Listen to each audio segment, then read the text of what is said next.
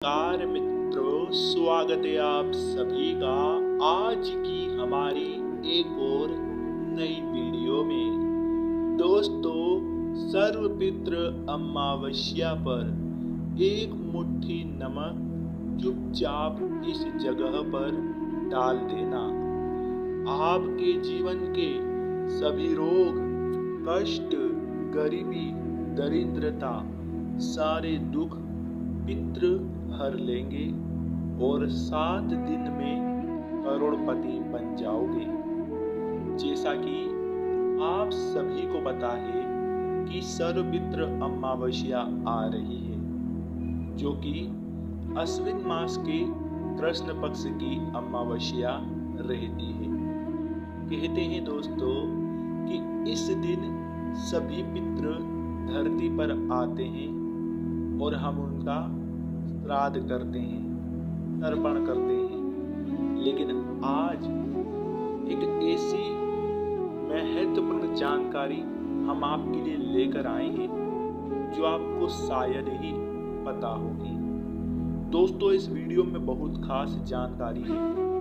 सर्वपितृ अमावस्या के उपाय है, सर्वपितृ अमावस्या की महत्वता क्या है, सर्वपितृ अमावस्या पर पितरों को कैसे प्रसन्न करें, कैसे सारे पितृ दोष दूर करें। इस वीडियो में एक एक बात आपको जानने को मिलेगी। और जैसा कि आप सभी को पता है कि इस बार सर्वपितृ अमावस्या पर दोस्तों सूर्य ग्रहण भी लग रहा है, तो ऐसे में क्या प्रभाव पड़ेगा आपके जीवन पर, आपके पितरों पर, आइए सब बातें जानेंगे।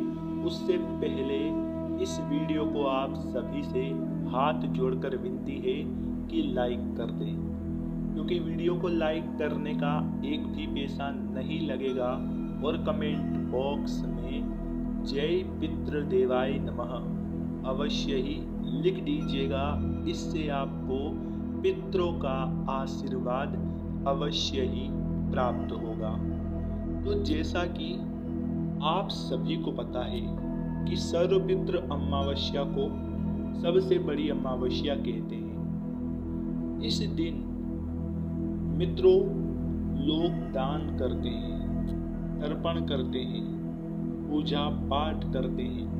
पितरों को प्रसन्न करने के लिए तरह तरह के उपाय करते हैं, क्योंकि कहते हैं कि पितरों को प्रसन्न करने का यह दिन सबसे बढ़िया माना जाता है। लेकिन आप सभी को पता है कि सर्वपितृ अमावस्या इतनी महत्वता क्यों रखती है, आखिर यह इतनी विशेष अमावस्या क्यों है।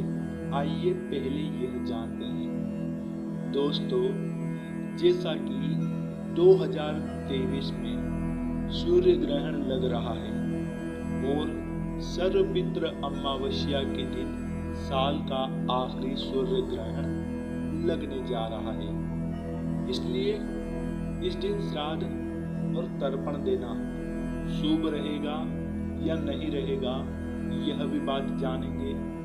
तो आइए पहले जानते हैं कि आखिर सर्वपितृ अमावस्या इतनी बड़ी अमावस्या क्यों है और सर्वपितृ अमावस्या पर पितरों को हम कैसे खुश कर सकते हैं। दोस्तों, भाद्रपद मास के पूर्णिमा से शुरू होकर अश्विन मास की अमावस्या का जो समय होता है उसे हम पितृ पक्ष कहते हैं।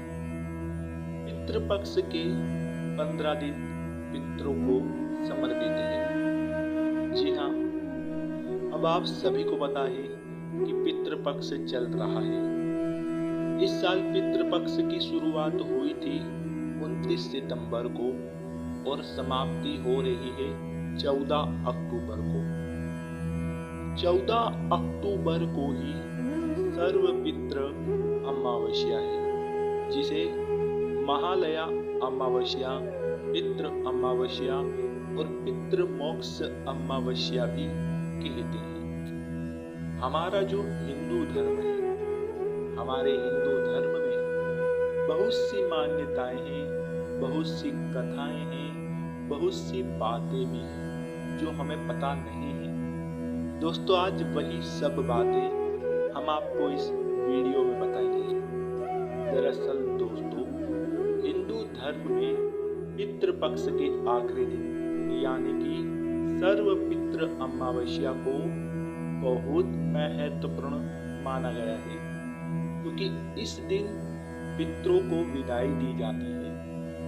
कहते हैं कि जो 15 दिनों का पितृपक्ष होता है, उन 15 दिनों के अंतराल में पितृ धरती पर आते हैं और हमारे घर में प्रवेश करते हैं, हमारे घर में विराजमान रहते हैं। मान्यता है कि पितृपक्ष के 15 दिनों में मृत्यु लोक में आते हैं और अपने परिजनों के बीच रहते हैं। साथ ही इस दौरान पितृ अपनी सुधा शांत करते हैं। इसलिए पितृपक्ष में लोग पूर्वजों के लिए तर्पण, श्राद्ध, पूजा, दान, दक्षिणा आदि करते हैं। इसके बाद पितरों को सम्मान पूर्वक विदाई दी जाती है तथा सभी श्राद्ध विधि विधान से पूरा होता है।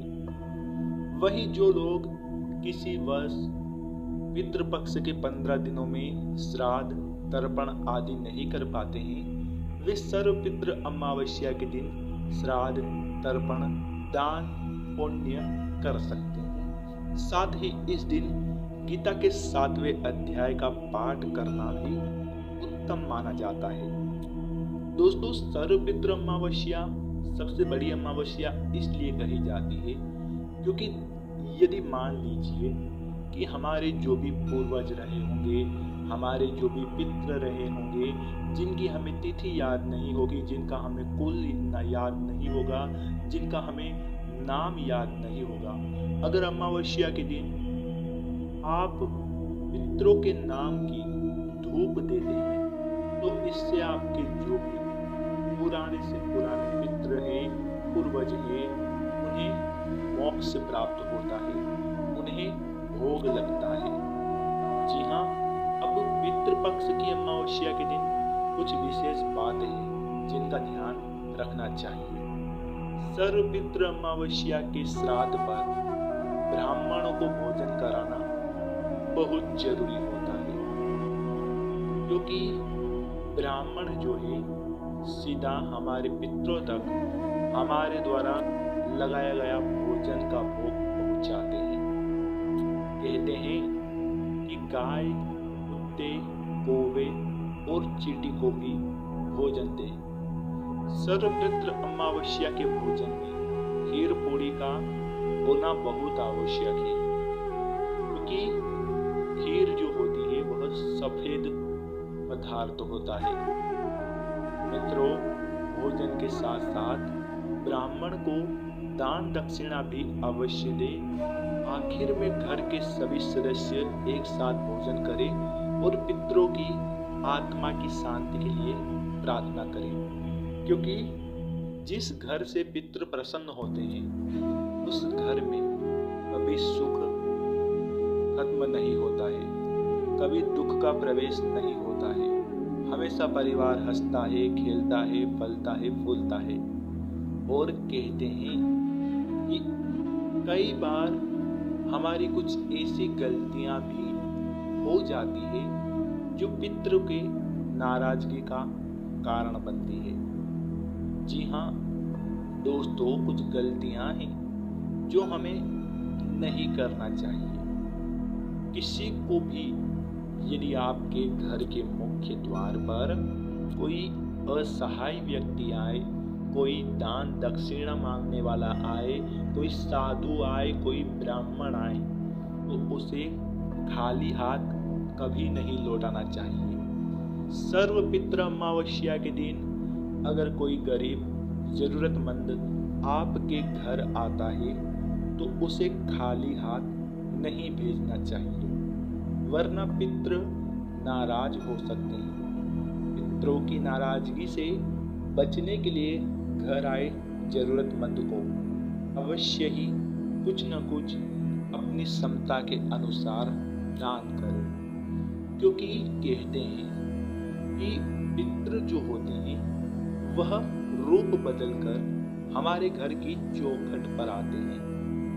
अभी ऐसे में यदि आपके घर के मुख्य द्वार पर कोई गाय भी आ जाए, कुत्ता भी आ जाए, पशु पक्षी या साधु ब्राह्मण, असहाय व्यक्ति या कोई मांगने वाला भी आए तो उसे खाली हाथ नहीं भेजना चाहिए और ना ही उसका अपमान करना चाहिए। सर्वपितृ अमावस्या के दिन किसी को अपशब्द ना कहें। अक्सर देखा गया है कि घर में भी कई बार कलेश होते हैं और महिलाओं का सम्मान नहीं होता है, तो ऐसे घर में भी पितृ कभी भी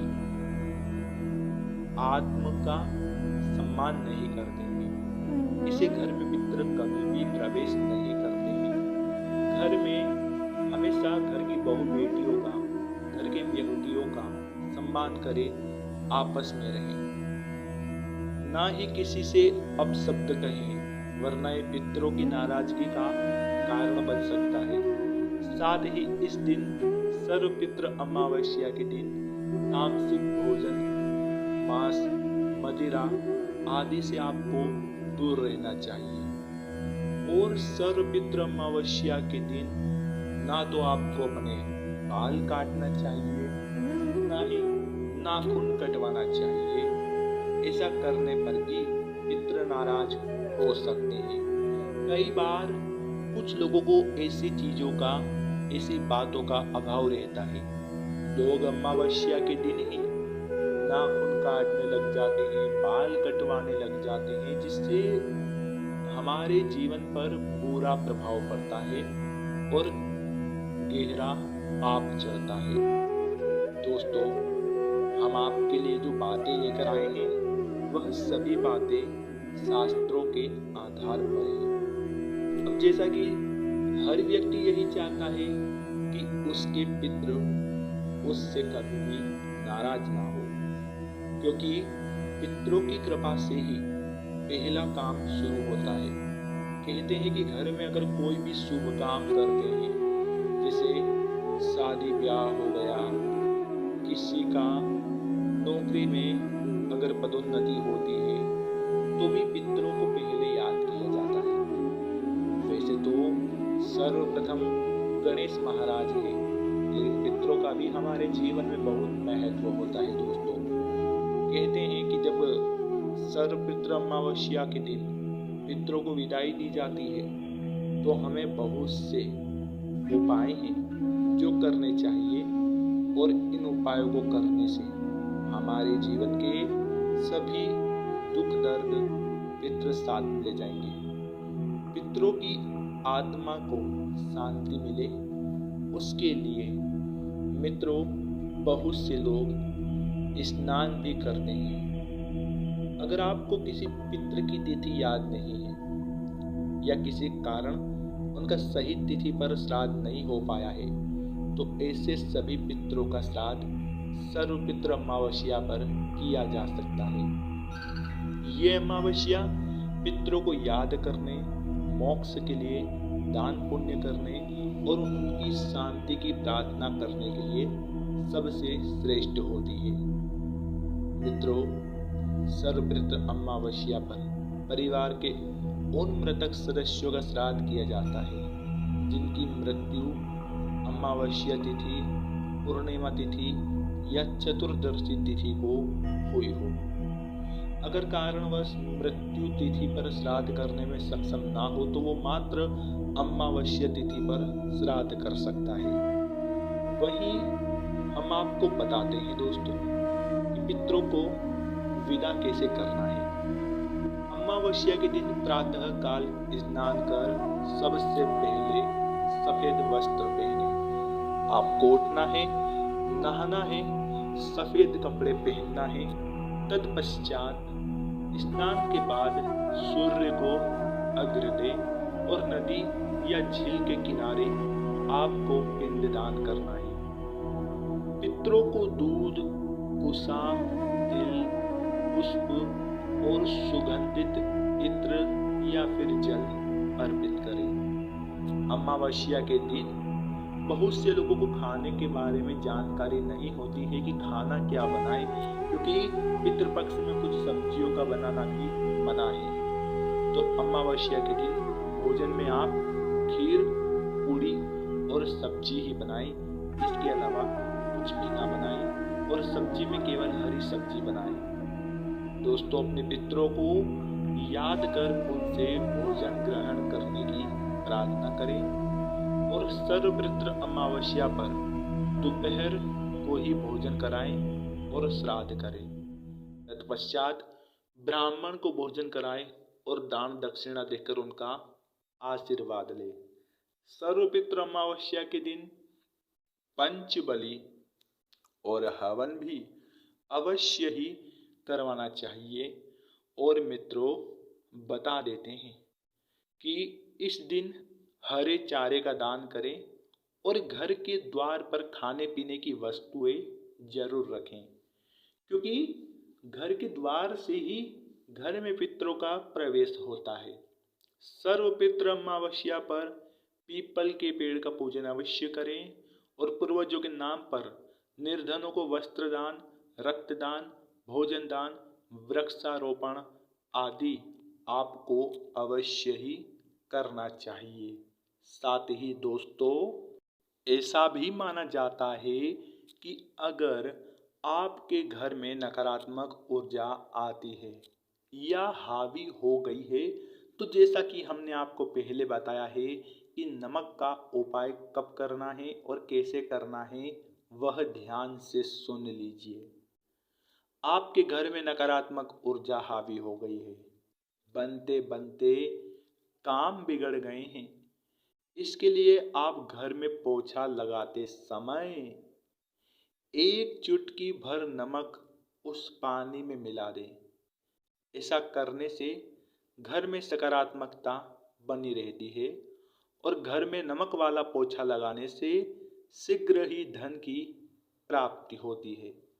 अगर तरक्की चाहते हैं तो घर में नमक से पोछा आपको जरूर लगाना चाहिए, क्योंकि दोस्तों, जो जातक घर में नमक के पानी का पोछा लगाता है उसके घर में कभी दुख, दरिद्रता, गरीबी, रोग, ग्रह कलेश निवास नहीं करते हैं और कभी कोई भी अदृश्य शक्तियाँ हमारे घर में प्रवेश नहीं करती है और माता लक्ष्मी का भी आगमन होता है। जैसा कि सभी जानते हैं कि सर्वपितृ अमावस्या पर इस बार दोस्तों एक अद्भुत संयोग बन रहा है, जो कि पूरे 552 सालों के बाद बना है। ये सभी चीज़ें आप करें जो हमने वीडियो में बताई है, क्योंकि अमावस्या पर सूर्य ग्रहण भी है। अब सूर्य ग्रहण के भी कई सारे उपाय और कई सारी वीडियो आपको आगे जानने को मिलेगी। इसलिए इस वीडियो को मित्रों आप पूरा देखें, और पूरा अगर आपने देखा है तो देखने के लिए आपका बहुत बहुत धन्यवाद। हमारे गुरुजी आपको इस चैनल पर रोजाना सभी त्योहारों से संबंधित महत्वपूर्ण वीडियो बताएंगे, महत्वपूर्ण बातें बताएंगे, महत्वपूर्ण उपाय बताएंगे। यदि आपने अभी तक हमारे चैनल को सब्सक्राइब नहीं किया है तो दोस्तों हमारे चैनल को सब्सक्राइब कर दीजिए, क्योंकि सब्सक्राइब करेंगे तो आपके लिए हमारी वीडियो आप तक पहुंचने में आसानी रहेगी। और चैनल को सब्सक्राइब करने के बाद पास में वह जो घंटी है उसे भी आप दबा दीजिएगा, ताकि आपको सभी चीज़ें, सभी बातें, सभी उपाय समय रहते प्राप्त हो जाएं। दोस्तों, जो जातक हमसे जुड़ गए हैं उनका बहुत बहुत धन्यवाद। अब आपसे हमारा परिवार है। आपके जीवन में अगर कोई भी दिक्कत आ रही है, छोटी से छोटी समस्या भी आ रही है, तो हमें कमेंट बॉक्स में अवश्य बताएं। गुरुजी द्वारा आपको उन समस्याओं का हल प्राप्त कराया जाएगा। और ऐसी कामना करते हैं कि आपके ऊपर पितरों का आशीर्वाद बना रहे, परमात्मा का आशीर्वाद बना रहे, गुरुदेव का आशीर्वाद बना रहे। मिलते हैं आपके साथ दोस्तों अगली वीडियो में, तब तक के लिए जय